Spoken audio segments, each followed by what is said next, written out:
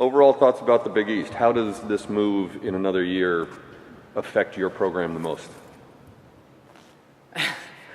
Well, you're talking about a move to, if not one of the best basketball conference in the country.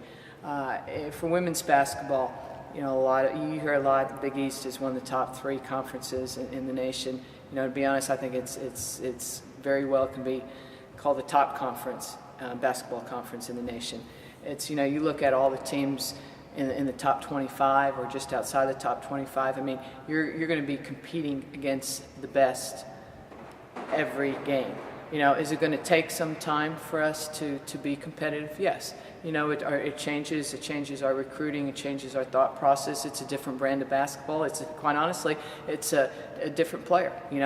It's a very physical brand of basketball in the Big East. So, there's a lot of things that change, but, we've already seen some of the benefits from that, and just the perception of the Big East. Even though you think about the Big East and how many schools on the East Coast, everybody around the country knows the Big East, knows who's in the Big East. I mean, you look at how much they're on TV and the national exposure they have, and we've been waiting for a long time to get this type of national exposure.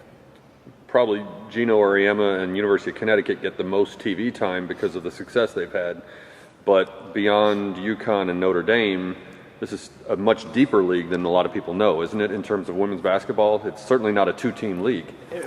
No, it's not. It goes, 8, 9, 10, 11 deep. I mean, it really is. You think about, I believe when the AP poll came out in preseason, I believe there were 7 teams from the Big East on the women's side in the top 25. And that just alone tells the story right there and what we're going to come up against. And, of course, Connecticut is going to get a lot of hype, a lot of exposure, as well as Notre Dame. But you look at Louisville, you look at DePaul, you look at Georgetown, you look at St. John's, all those schools, and they're always up there. They're always. You look at their records, and it's unbelievable. So it's exciting, but at the same time, it's also very challenging. And how can it not be? But that's what you live for. That's what you dream for. Kids dream to play in a conference like that. Coaches dream of coaching in a conference like that.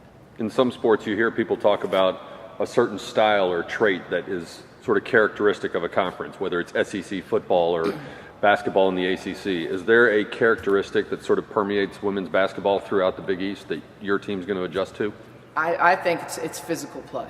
And I think the players in the Big East, they're physical.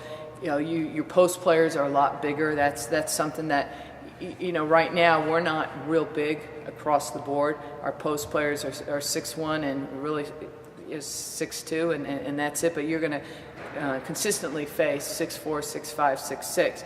So, that's something as a coaching staff we have to sit down. And the other thing is branch out with our recruiting.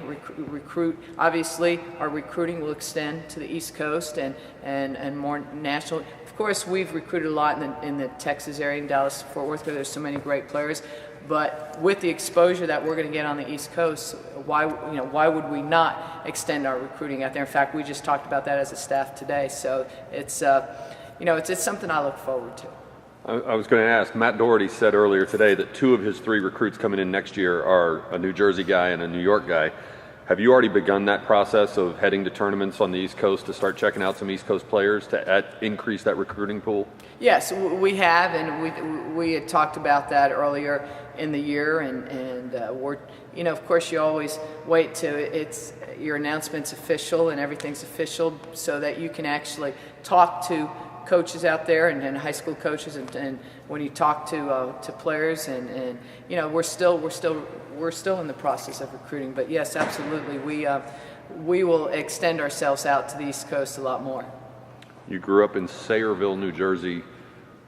Not quite sure how far that is from Rutgers, but is Rutgers the first game you're looking at to make a road trip so you get to go near home? It's actually a lot closer than you think. It's only about 20 minutes.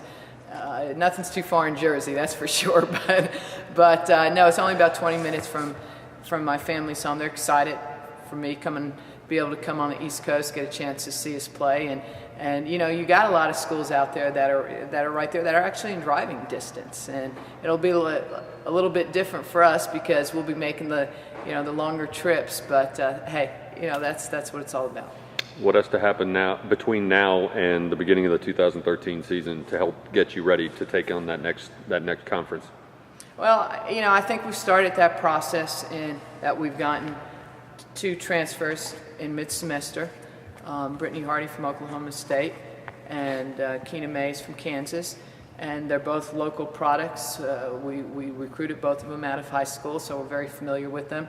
And they just joined our program, and I think that's a step in the right direction. We signed 4 players in the early signing period, and 4 players that we feel can play to that next level, play in the Big East. So I think we've started that process. I really like the new additions to our team. Right now there's 6 of them. So you have to start somewhere, but I felt like our recruiting went very well in the early signing.